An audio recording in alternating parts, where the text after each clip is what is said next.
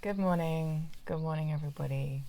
I feel like I'm in the undergrowth today. I've got my lovely peace lily in on the action.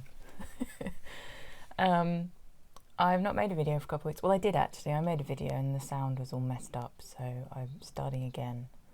And it's just been another few days have gone just like that. Time is going so fast.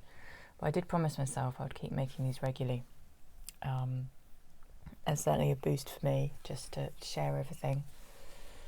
That alchemy that happens when we share our truth. A lot to say as well. Let's see if I can keep it succinct today. I'm sat here by the window. It's my favourite place to do a video. It's raining. You could probably hear the rain. Pretty grey, pretty normal for a February in Britain. Happy Valentine's Day for yesterday. Just love day. Happy love day. Self-love day. What did a friend call it? I don't know. There's a different word for Valentine's to do with palantines. Love your pals. So sending love to all of my pals who keep me sane, who keep my feet on the ground, who tell me when I'm being an idiot lovingly. Who even watch this video, bless them. Give up their time. Anyway, let's get to some points. What is going on? So I guess going back a little bit, obviously the convoy in Canada, convoys spreading around the world. My gut instinct is that this is, obviously it's massively important, but even more than that, it's a real sign of humanity standing up and being counted. You know, the light forces deal with their end, you know, in the etheric and the plasma levels, and they deal with sort of the higher up levels of darkness. But it's our job to go, we do want to be free. We do want a free planet. We do have to play our part. And how much more pride we'll have coming out the other side of this, knowing that, yes, we did stand up for the truth. And we stood up and we were counted and we saw it through. And like the Canadian truckers, I've seen so many videos of them saying, we will die on this hill. This is it. This is die or freedom. We'll die free, basically. And it's such a rallying call for humanity and for all the light workers, light warriors, StarSeeds, all the truthers. God, we've needed this, because, not being funny, but I think we were just dying. We were just starting to be like, people are not waking up. They don't want to hear the truth. We can't penetrate the mind control. What are we going to do? And even those of us aware of how much the light forces are doing, this road to New World Order seemed to just be, if anything, gaining pace. So I think it's been a massive morale boost. I think it's spread hope and the fire of the human spirit around the globe. And I'm, from the bottom of my heart, I goddamn love every single trucker out there and everyone supporting the truckers and everyone who's donated. I think you're absolutely amazing. I'm absolutely loving the, I don't love the fact there's a cat and mouse game going on with Canadian government sort of saying, oh, we'll mess up the convoy this way, we'll mess them up that way. And the convoy just like, we're not going to rise to it. We're not going to rise. You cannot make us play your game. The government are desperate, absolutely desperate for the truckers to lose it. And they're not. They know what they're doing. And they're finding all the most peaceful ways to counteract every stupid little chess move the Canadian government attempt, which is wonderful, like the fuel and then the wood and then the, and trying to send in riot police. And then, God bless them, the veterans step in and just like, no, we're not having this. Peacefully protesting. Everyone linking arms. I don't know if you guys have seen the videos. Everyone linking arms in the protests so no one could be arrested. It's just, it's given me a massive, massive boost to see that going on. Listening to Simon Parkes the other day, and sort of between him and the Cobra latest info, it's interesting. So Simon was saying, preferably it won't be a sort of military takeover around the world, as in a positive military takeover.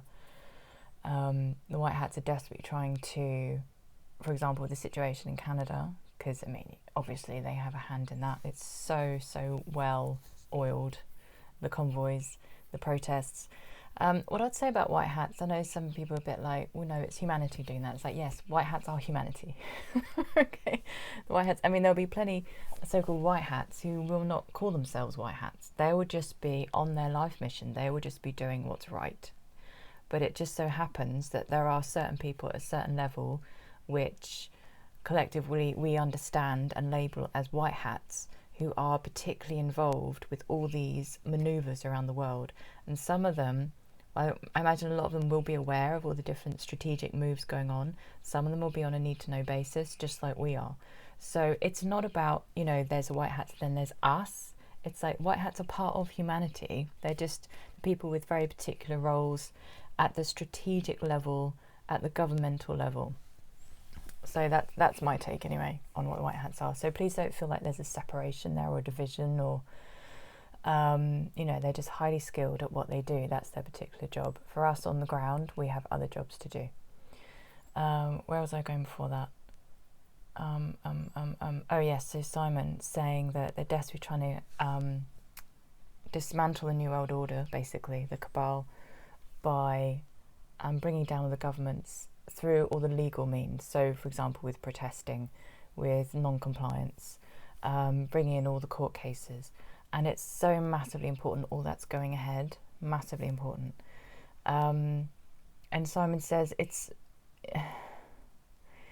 not an, you know, basically we've won either way, because if this strategy doesn't work, dismantling the governments, kind of using their legalese against them kind of thing, using the peaceful protests, then the military will step in. So either way, inevitably, the New World Order is not happening.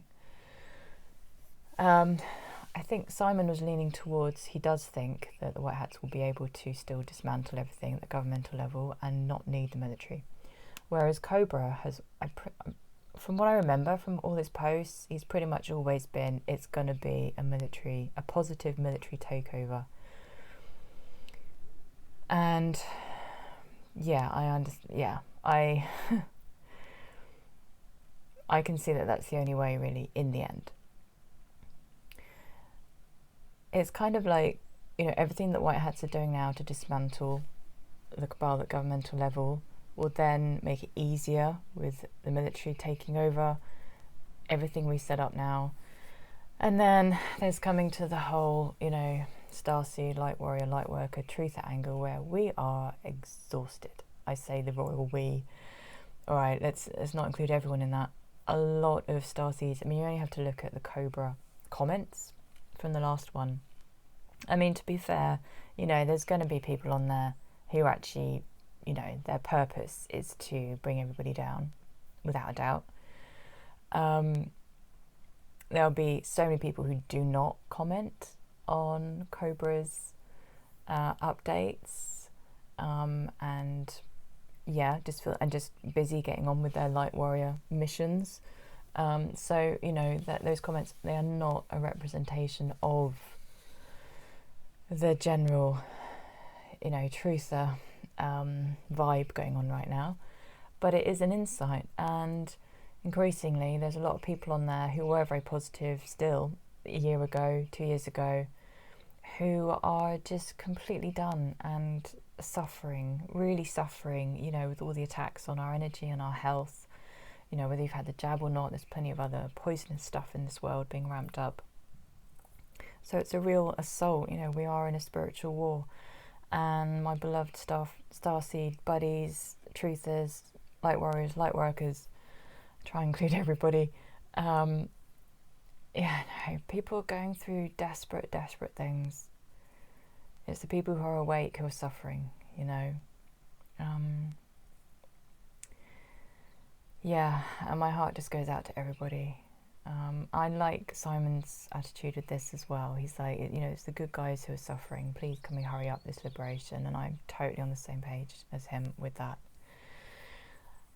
So I was thinking with this video, you know, what can we all do? You know, as I've mentioned before, we're all in the trenches. It reminds me of soldiers who look, you know, totally haunted after just a few months of war, let alone 4 years later. You know, Cobra's latest post talks about, you know, the window to ascension is going to be kept open, which kind of implies, you know, the light forces believe we need more time. Everyone is just done. Everyone's so ready for liberation tomorrow. Cobra talks about societal collapse. I mean, he's always said that, actually. That's nothing new, that society will collapse. And then, I guess, because then for the masses it will be so obvious, like finally it will be in their face that this world has fallen apart, and then it will make sense to them when the military take over, so they then won't be as hostile to it. I don't know, I'm guessing. And obviously the people who wait, we don't want to go through that. We don't want to go through anymore, you know, because of other people are asleep. And I mean that with huge amounts of love that people are asleep. As you know, you probably know from my videos, I've been through mind control myself. You don't have a choice in that place. If you're in the mind control, it's a big process to come out of it. And I didn't go through the mind control, the level, the depths of mind control that the masses have. So I was thinking about this whole situation, just the exhaustion that's going on, and people with health issues and feeling targeted, and the psychic attacks and everything. And so I wanted to really just say, I hear you, all the people who are going through that. I've been through it myself for years and years. I'm actually I'm in a better place at the moment, but I've had so many run-ins with the dark and affected my health very severely. And so I think what I want to share today is, for anyone who's just really struggling and it's back to basic survival, then that's all you can do. And it's back to living half an hour at a time or a day at a time, and you just look after yourself, and forget about the bloody planetary liberation. Just look after yourself. Sometimes it's just about survival, so please give yourself permission for that. For the people out there, StarSeeds, etc., just feeling so jaded and done, and kind of waiting on kind of the rescue, really, of our galactic family finally coming here. I mean it is what we're waiting for, and yeah, there are certain things which aren't going to change until that happens out there anyway. And for some of us, we do desperately need the advanced healing.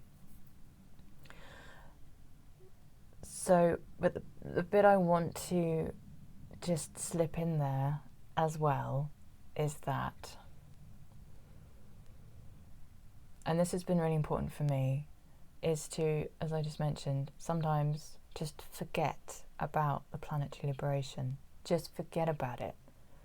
You can pick it up again tomorrow. Just forget about it and just think, right, where am I? What right next steps can I take?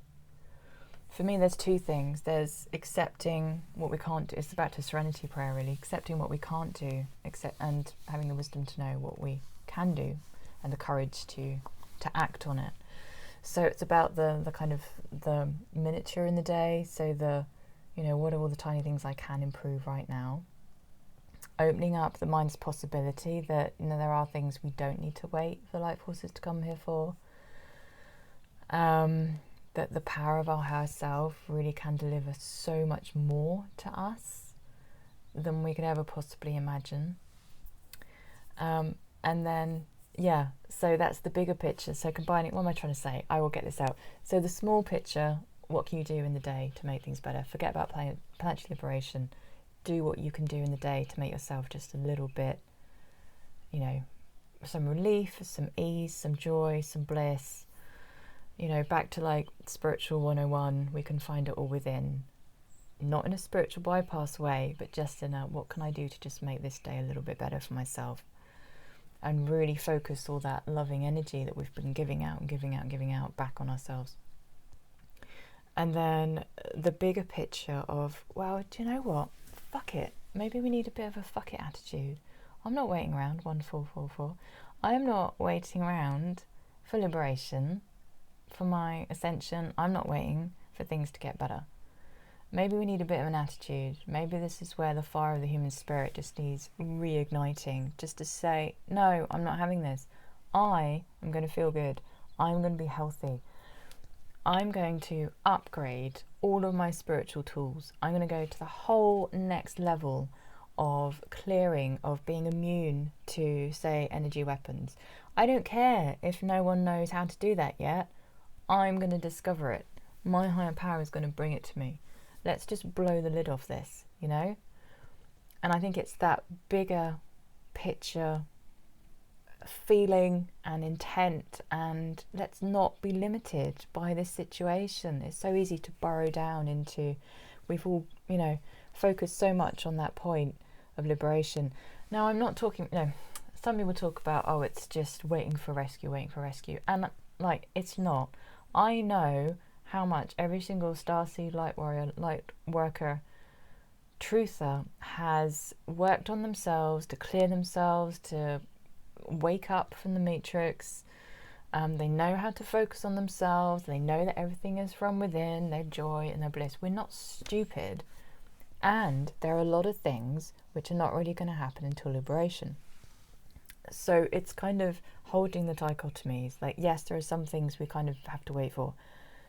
And let's just blow the lid off it and go to the whole next level. Let's download way better spiritual tools. There are people on this planet who are completely ascended. Not many, but a few. They've done it.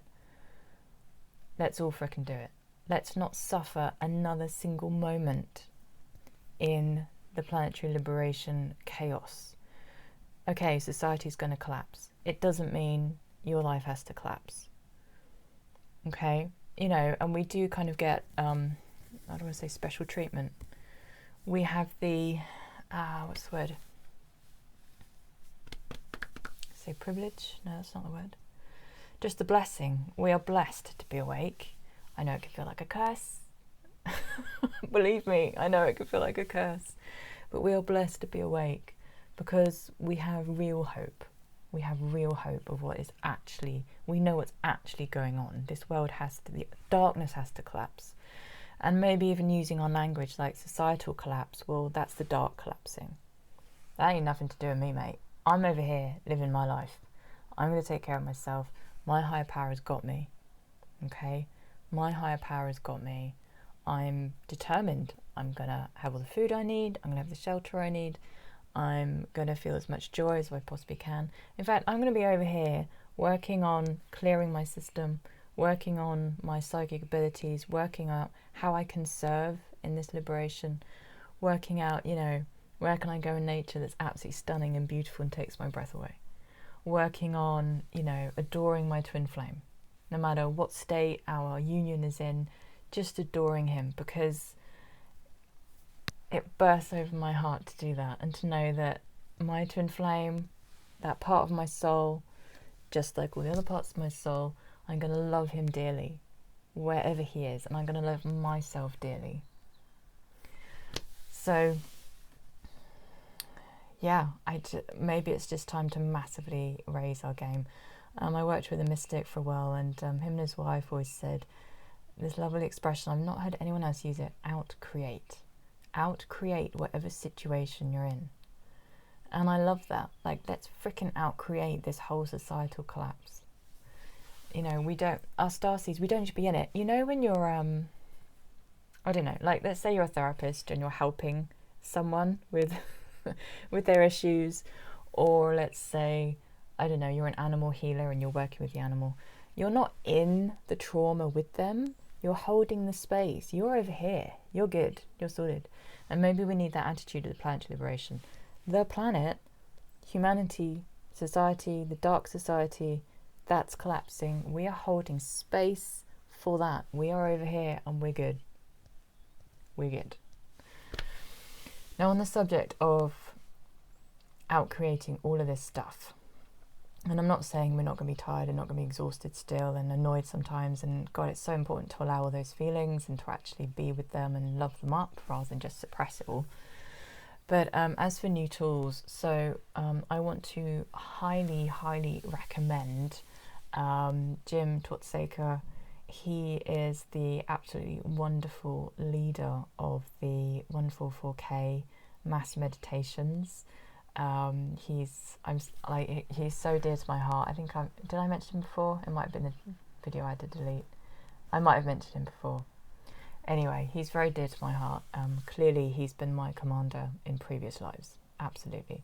StarSeed commander. Incredibly humble, powerful, down to earth. He's an Arcturian.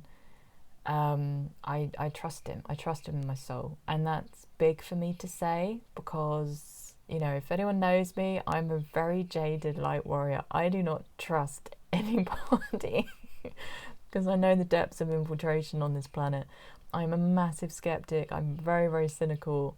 I'm kind of both. I can be massively optimistic, but I'm, you know, when it comes down to it and trusting my soul and my ascension and my spiritual growth with people, hey darling, I'm massively cynical. So the fact I trust Jim, you know, that might be a bit of a recommendation in itself.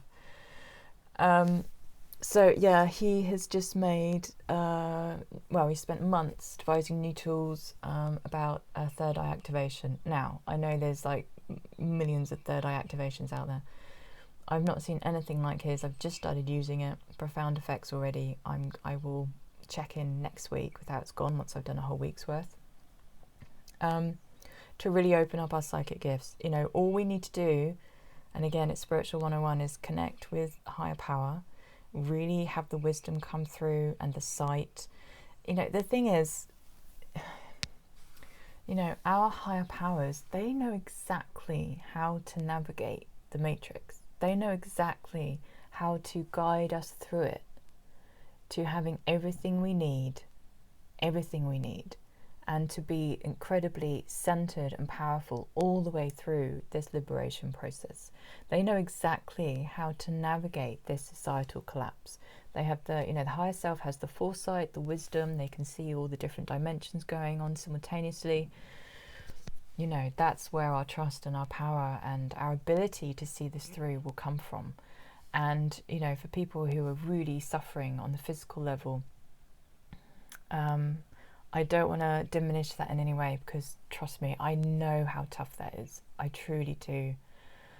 But, you know, what's the alternative? Not going to higher power? Not saying to higher power, do you know what? I'm going to dare to believe I can overcome even this. You know, what choice are you going to make? There's been plenty of times in my life I've been like, I'm done. I don't see how I can get over this at all. This is acute suffering. I don't want to go through another second of this. And then you just keep going, and then gradually the hope comes back in, and you think, well, all right, higher power, bring it. Challenge your higher power. Just say, I challenge you to get me through this without any suffering. Hopefully higher powers can see the humour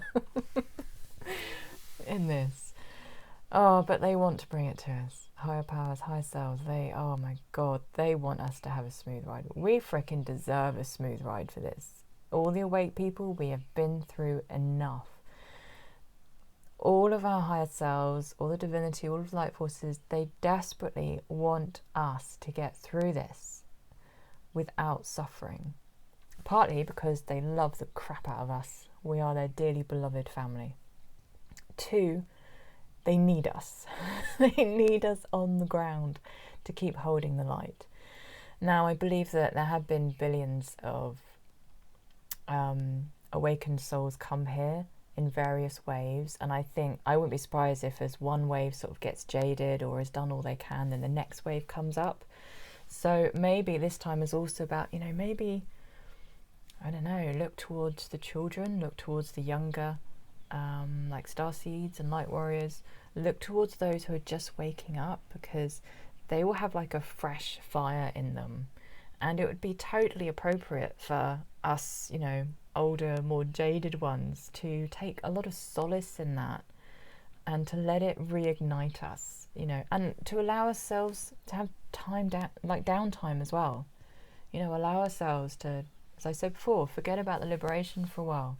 really nurture the self. We're no good to anybody if we're, really depleted.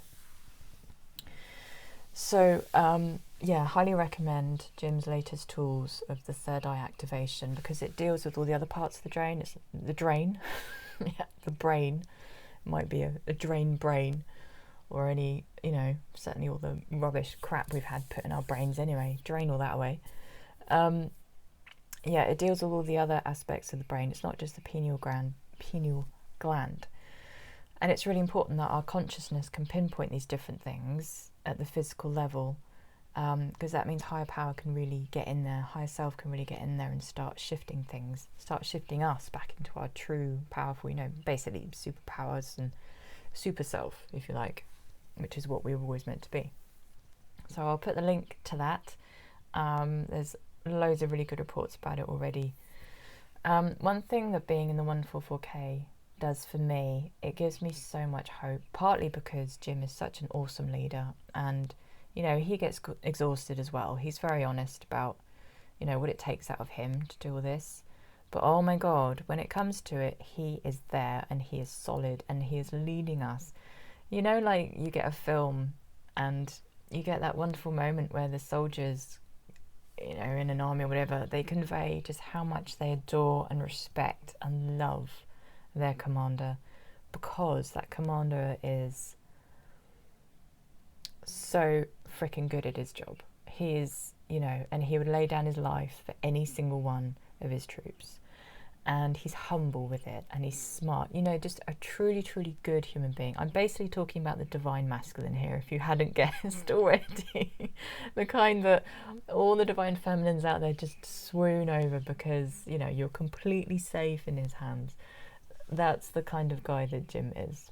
And I know that anyone who's been involved with the 144K would say exactly the same. I don't know if the other divine masculines involved would say they swoon over him, but there's a real tight brotherhood. So I just highly recommend any of Jim's tools, actually. I might do a separate video just on that, on which ones I use, how I use them, what they've done for me. And if you're that way inclined, if you want to do some really badass mass meditations, if you want to feel like you're actually dealing with stuff, if you want completely different intel to anywhere else, if you want to feel part of a really powerful group, and because we're such a powerful group, we receive all the healing.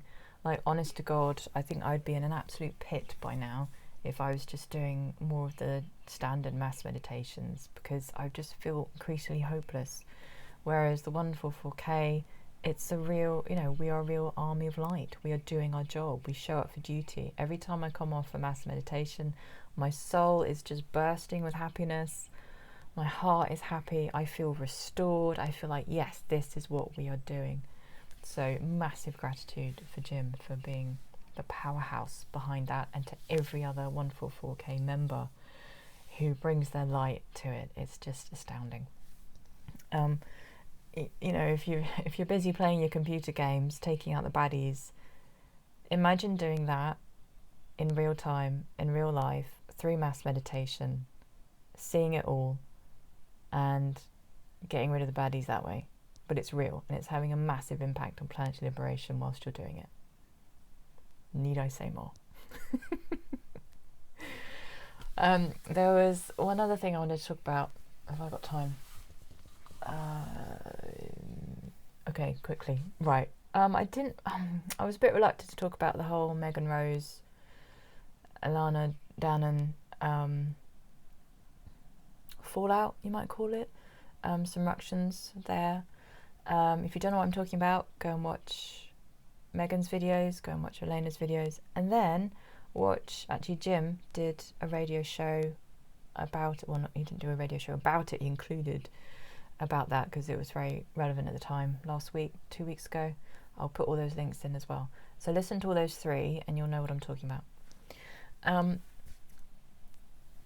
I don't have a lot to add, and I'm only going to mention this because I think I have one thing to add to that whole thing. I'm not going to comment on who's right, who's wrong, but the two really important things are, Jim does a wonderful article on spotting infiltration of your starseed group or light worker group or goddess group or whatever it is, spotting infiltration. So what happens? So the dark is always looking out for hotspots in humanity that are too bright, and they do what they can to infiltrate those and bring the dimmer in, and dim that light. So of course starseed groups are doing massively important light work, and they're very, very bright souls. You know, no doubt Megan and Lena are very, very bright souls. The fact that they've been entrusted with so much responsibility of being contacts, you know, that's not bestowed on many people here. You know, they have a very unique divine purpose, and I have huge, huge respect and gratitude for both of them. I just want to make that really, really clear.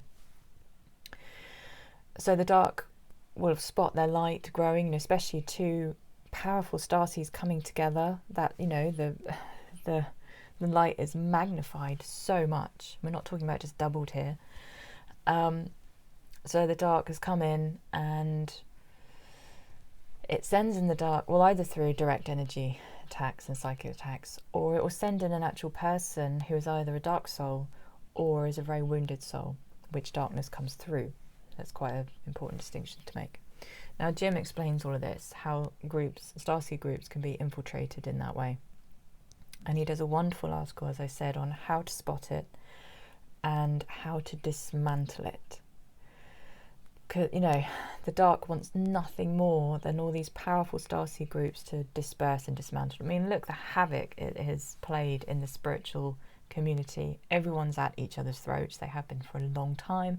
So many skew-if beliefs, so many truths twisted with lies, just to keep everyone disempowered and not doing what they came here to do, to actually just simply and effortlessly dismantle the dark. You know, if the spiritual community had been empowered with knowledge about evil and what their true soul missions were, and could come together without all the rifts and relationship issues, friendship issues, then this liberation would have been over and done with. I mean, I was going to say years ago, decades ago, lifetimes ago. So, yes, read Jim's article, it's brilliant. I'll add the link to that as well. He refers to it in his radio show. What was the point I wanted to add? Because, you know, there's no point me just regurgitating all of that. Alright, so one issue that came up was, how do we trust what we are channeling? How do we trust whatever guide we're in touch with? How do we trust what, you know, if we're connected to a Council of 9 or a Council of 5 or wherever we're getting our downloads from personally, how do we trust that? And it was really interesting when I was thinking about this, because I had so much resistance come up, massive resistance. I couldn't remember it. It kept slipping out my brain. And this is all based on my own personal experience. So, you know, it's not like I'm plucking this out of thin air. I've lived this.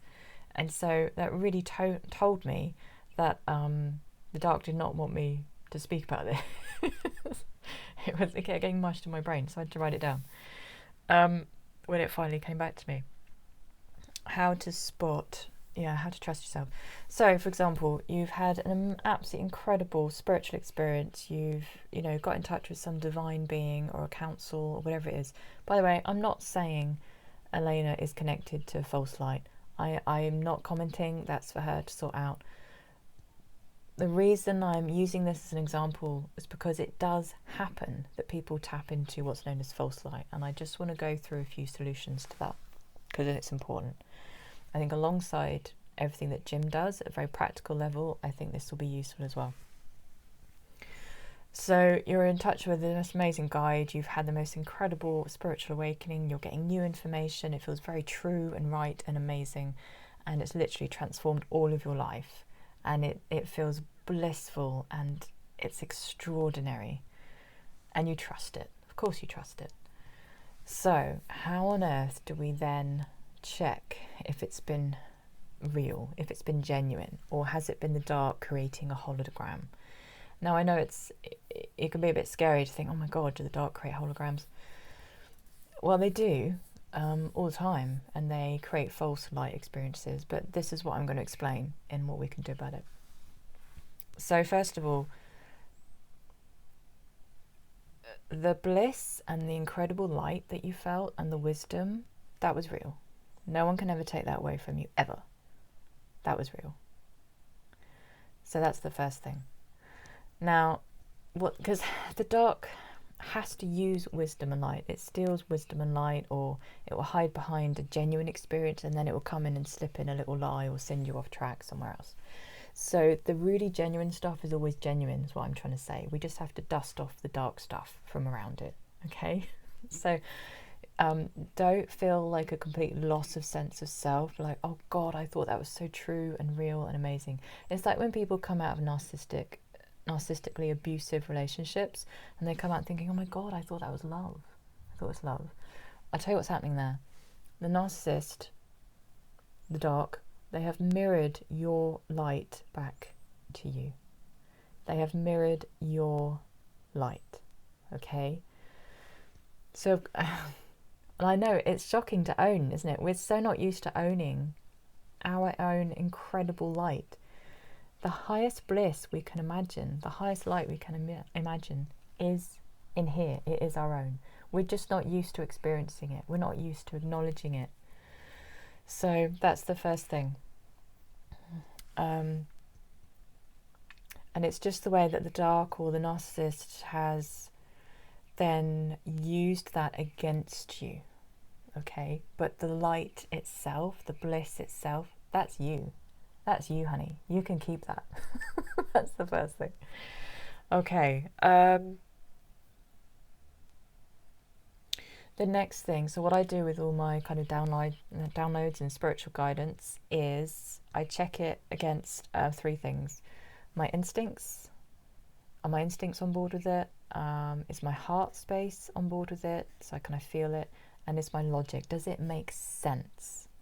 So if I've received some wisdom and it's a bit like, you know, it feels fairly good, but like there's nothing really new there. It hasn't really hit the spot, or it hasn't really, you know, it's kind of a bit run of the mill. So like, you know, I'll take the wisdom from it, but I'm not gonna, you know, invest too much in that. So I always do the 3-point check: instincts, heart, and logic, or sense. Does it make sense? The other thing I do with any kind of downloads, or, you know, if I go up to a council of light or anything, is whatever that experience has been, does it stand the test of time? This is an important one. So, for example, when I went through an initiation with dark, and I had to figure out which channels I could trust and which I couldn't, and a lot of my channels had just shut down and become very, very dark. And then I connected with Yeshua, and he would deliver a tiny bit of light, just what I could manage at the time. You know, when someone's so sickly they can only take a tiny morsel of goodness in at a time, or else it's just too much. They can't digest it. I was in that state. And he would deliver a tiny morsel of light, just every so often, just as much as I could manage. And even that, I couldn't trust it because my mind was in such a difficult place. However, over time, these morsels kept coming and they grew. And I could just feel that this was so genuine. And after about 6 months, I knew categorically that was definitely Yeshua delivering that light to me. So does whatever you've received stand the test of time? The other thing the light will always do is bring it to you in different ways from different sources to corroborate it. Is that the right word? Anyway, you know what word I mean. And I've not really had that with the dark. That doesn't really happen when there's dark stuff coming through. It's a beautiful seagull. Swooping over the window. The next one, does it stand detachment? What do I mean by this? You can question the light until the cows come home. It will take every single question you've got and it will just stand firm. The dark hates being questioned. Okay, and you might see this sometimes in people's reactions, like when they're defensive around something. I mean, either that's an internal wound to sort out, but you know, if you start questioning dark, let's say I channeled something dark. I've noticed this in the other spiritual teacher, I have to say. When you start asking certain questions and they get defensive, it's like, oh, hello. There's a bit of a limit to your you know, your connection there. I think you've got something else going on. Very fascinating. So yeah, the dark hates being questioned. So what I do, so I'll take an example. I think the world of Jim, as you already know, and I have complete faith in him. And I still allow for the fact that sometimes he might bring through stuff which is not clear or clean. I kind of have an 80% rule. The best sources of light, allow for them being 80% correct, but 20% might need looking at. So I never take things on board, just straight away, or just because this person I trust has said it. It's like, well, I'm going to measure that up again against my heart, my logic, and my instinct. So I asked myself, well, what if I'm wrong? What if I'm wrong about Jim? And I think there's a bit of people get a bit scared about, like, think, oh, I shouldn't doubt anything. It's like, no, doubt it. Like, the light can take it. The light and the truth can take doubt. And I'll question it. Okay, what if I'm wrong about Jim? What if the mass meditations I do, I'm actually serving the dark? And I could feel it in me as I say that, just like, oh God, that would be horrible. It would be awful. My heart and soul is in my work. I think I'm, rescuing souls of children and aiding the planetary liberation, which is the dearest thing to me on every single level. So the idea that I'd be serving the opposite would be awful. But I stay with the thought and be like, okay, well, if that was happening, and then I explore it and I just go, well, that would mean this and that would mean this and blah, blah, blah. And where would I end up? I'd be like, well, I would end up really freaking pissed off and devastated. And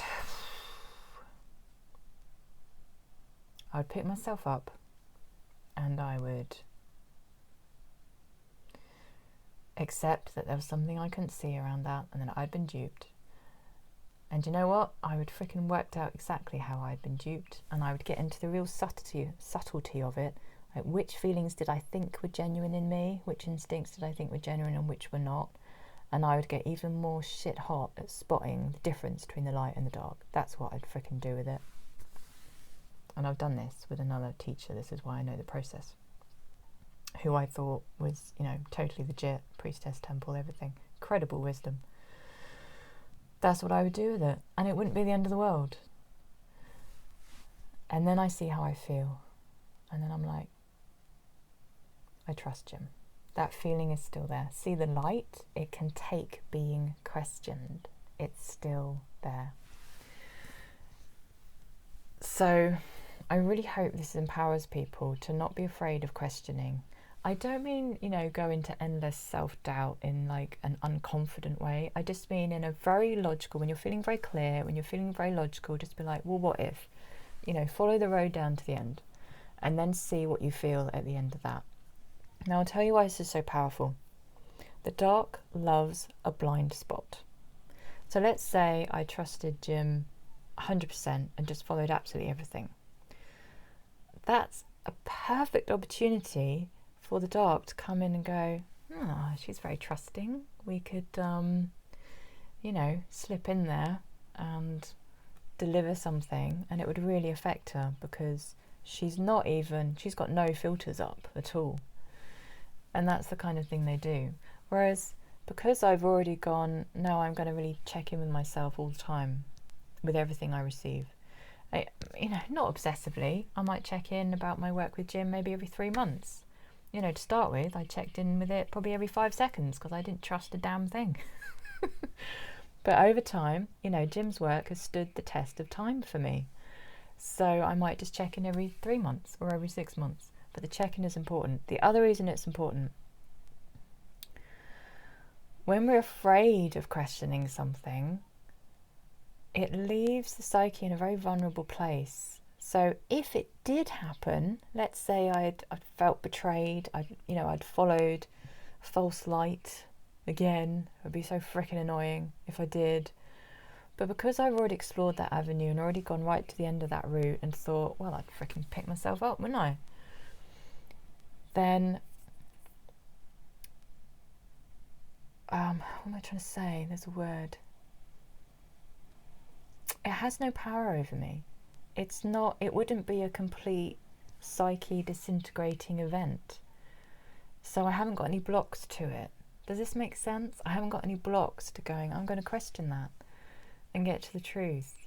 So if it did then happen, if I hadn't done that, if I hadn't questioned every so often, checked in with myself, and been happy to let go of the incredible, awesome experience that, you know, this particular guide has been for me, if I haven't done that, then again, it becomes this blind spot.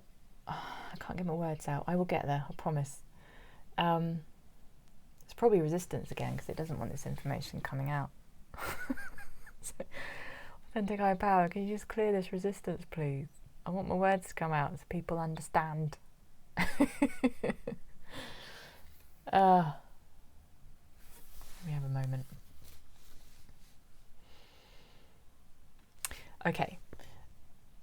When you haven't gone down that route, when you haven't questioned, haven't checked in with yourself completely, don't regularly check in or every so often check in, you're blocked off to that possibility. So if it does then happen that, let's say, you've been following false light, you're going to be so devastated, absolutely devastated, and it's going to bring down your whole reality, because you'd put all your faith and trust in it and it meant so much to you. You'd sort of merged with it. And that's when we merge with something, that's when we have that kind of psyche collapse. And that happens when our own, back to the beginning, our own light has been reflected back to us, but we confuse it with what the thing that has reflected it back to us. Okay, so we have to always reclaim that, keep it for ourselves. Now, all the people who say, just don't give your power away, I'm not being funny. They have not dealt with the levels of manipulation the dark get up to. They just have not, because you can't just use a throwaway sentence like that.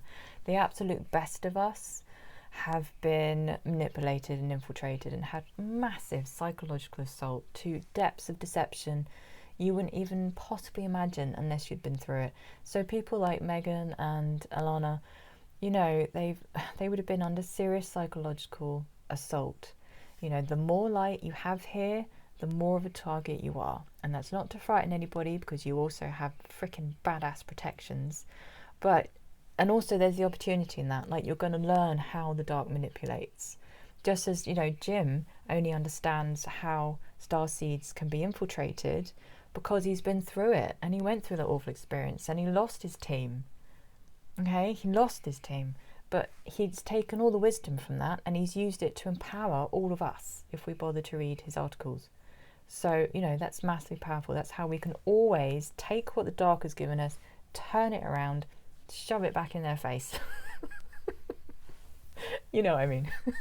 Empower ourselves with it. There's no point shoving it back in their face, but just holding on to our own light and our own power. So let's just imagine for a moment, and I don't know if this is true, Alana's Council of Nine, or the Nine, have been corrupted, or the dark have somehow created a hologram to sort of, you know, tap into her instead. I'm no doubt she's brought in so much wisdom from a genuine source. That's absolutely true. She's very powerful. Lots of respect to her. Let's just say she had, I'm just using her as an example. If she had never questioned and checked in with herself again and gone all the way to the end of what if I have been deceived, then it's going to come as an absolutely massive shock that that could have happened. She's had her light reflected back to her, her huge, huge, powerful light reflected back to her. She's completely invested in the guidance she receives. You know, her heart and soul are beautiful. She's here for planetary liberation. She's here for the children. She's using all her credible powers for the light. How devastating it would be to know, shit, I've been infiltrated. However, if she knows that this is possible, no matter, actually increasingly, the higher up you go with levels of light and responsibility, how powerful it is for her to think, you know, what if I've been infiltrated? And just to keep checking in. If she's never done that, if she's got that blind side, if she's never been through that kind of betrayal before, then she'll either go into a complete collapse or she'll go into denial. You know, this is a traumatic event. If this is what has happened, this is a traumatic event. Again, I'm using this as an example. I'm not saying this is what's happened with her. So yeah, psychic collapse or denial. Either way, you know, there is recovery. We all recover from betrayal. It's very possible to come back. So many healing paths now. Higher self always brings people back.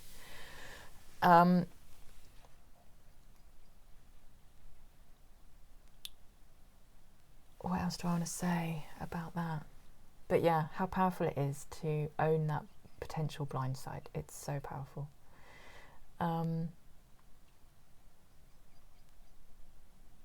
Elena Danaan. Yeah, see, like there's murky stuff even just talking around that, resistance even just talking around it, which is very interesting.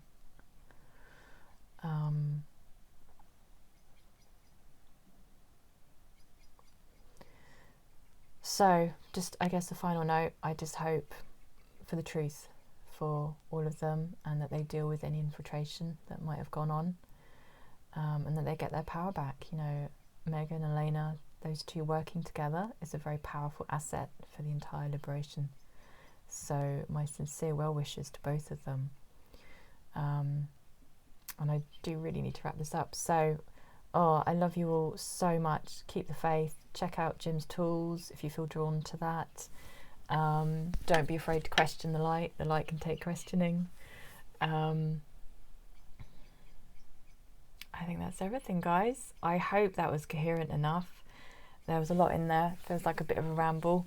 But if there's anything you want clarifying, yeah, you know, use me. Anything you want clarifying, anything that didn't make sense, anything you want more on, just let me know, and hopefully I'll get better at communicating all this, and hopefully there was something helpful in there. Yes, let's get into superpower mode. Let's upgrade everything. Let's not suffer one more day along with the societal collapse. The dark is suffering that, not us. Let's refuse to suffer that. We are over here doing our work, boosting each other up, and I love you to bits, all of you. All right, speak next week.